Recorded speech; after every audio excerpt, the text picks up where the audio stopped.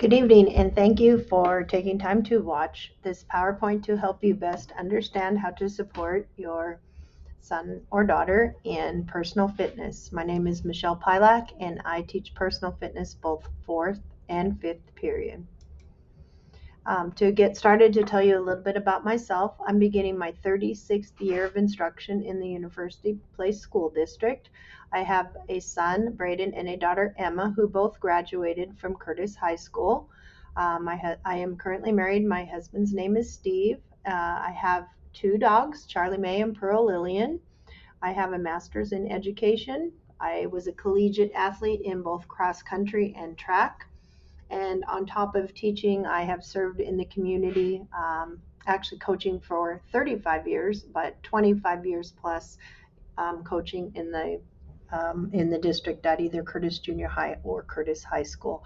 I'm currently the girls cross country coach and the advisor for the Asian Pacific Union Club.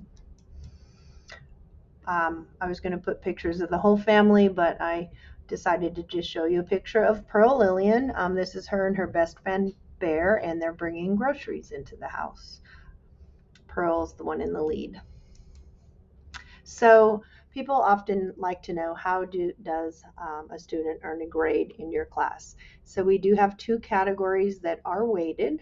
One category is daily, and daily consists of any sort of assignments or what activities are taking place in class. So those could be written assignments that we're doing, goal setting, progress monitoring for fitness literacy, fitness circuits, game days, whatever we're doing on a daily basis in class that is not considered a test, which would be the fitness gram, the CBA, or any department projects, which will be referenced later in this presentation. So there are two categories and they are weighted: daily work and tests and projects.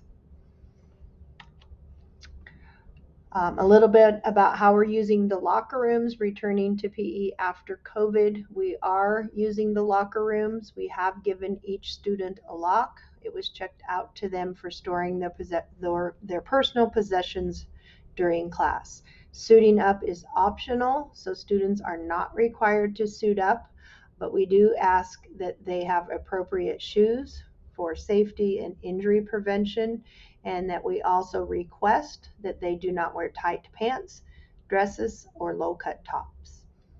And I usually ask that they do not wear denim because it doesn't really breathe and it's not really very sanitary, or doesn't promote a hygiene environment. But suiting up is optional, but all students are using the locker room to take responsibility for their own possessions. The locker room is locked during class. So one thing that we started that's new this year is allowing students to use their phones for cardio days. There's kind of a win-win there.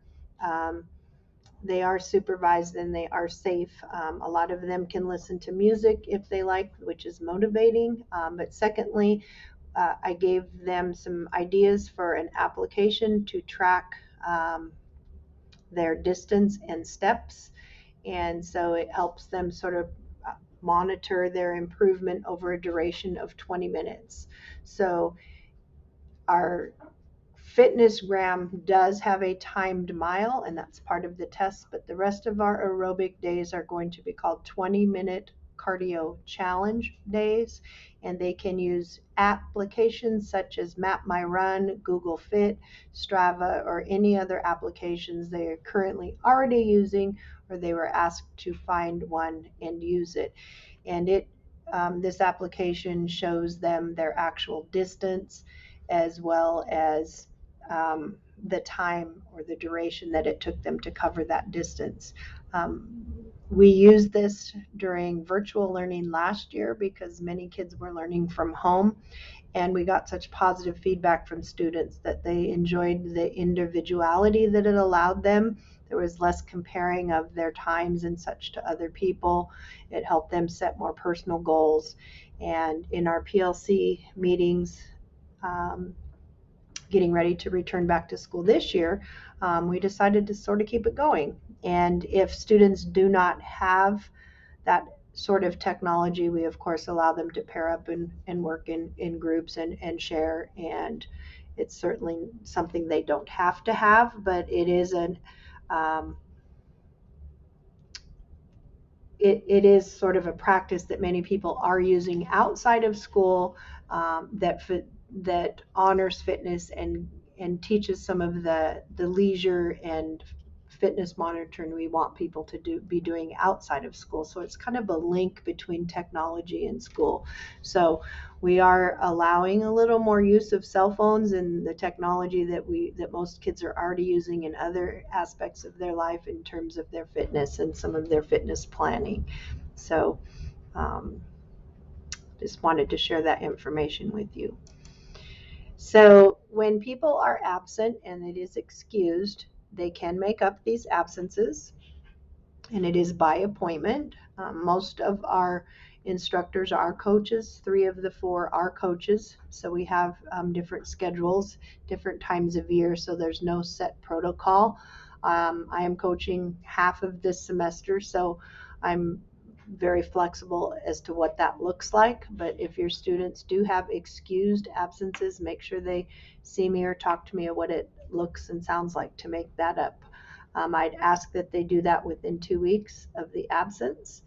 And if they are going to be excused during the day, so they're at school but unable to participate for some reason, keep in mind that I would rather modify what we are doing, because if they are at school, it's probably okay that they can at least walk or do very light activity. But if they do need to sit out completely, then a note is required. So please send along a note or shoot me an email. But in terms of absences, excused absences can be made up. So this PowerPoint has some live links for you that you will also see on my webpage. Our responsibilities are to either have a web page that the student could go to if they need information about class, or to have a Google Classroom page that is up to date that gives them the information they need. I will keep my Google Classroom page up to date, and my web page gives the link to get to the classroom. This PowerPoint has the links to the classroom as well as the PE syllabus links if you'd like to see those. Our department has some shared activities and shared goals, even though we are pretty much an elective-based department. All classes do the fitnessgram. That is a physical fitness test that tells students whether they're in the health fitness zone, which is a zone that's based on the 50th percentile. It's a nationwide test. They will get results that say HFZ, health fitness zone, AC, area of concern, or HR, health risk. And if we have students that are AC or HR, I will obviously let them know on their fitnessgram and challenge them to set health goals to move closer to being in the health fitness zone. They are tested on the mile, which is cardio endurance, the sit and reach, which is flexibility, push-ups and sit-ups, which are muscular strength and endurance. We did that test last week, but due to COVID and being out of school for a year and a half, our department in terms of grading, gave full credit for participation. But toward the end of this week, students will get their actual fitnessgrams and get the knowledge of those results on how their score compares. And they are scored based on their gender, their height, their weight, and their age. We also do an activity called Outdoor Pursuits, and it will be coming at them around midwinter or halfway through the quarter. And that's a chance for them to investigate the social and mental benefits of doing activities that are outdoors in the state of Washington, and looking at the benefits of exercise, not only for the physical benefits, but also appreciating the social and mental benefits gained from recreational and outdoor pursuits in the state of Washington. That meets a state objective that is given to us in terms of the ability to enjoy and recreate outdoors in our state. And then we also have a pen and pencil test in PE, and it is called the classroom based assessment, kind of the old school name, and it allows them to apply their knowledge about fitness literacy into different scenarios and different situations, which we will also prepare for in the classroom. And those are department shared goals for mastery, of course, as well as projects and tests that take place in all classes at Curtis High School in physical education. If you need to contact me, there's my email address as well as my phone extension, and I also have planning 6th period. That is the end of my PowerPoint. I would just ask that collaboratively we do our best to support these students as they get back to school in PE, post hybrid and or at home learning.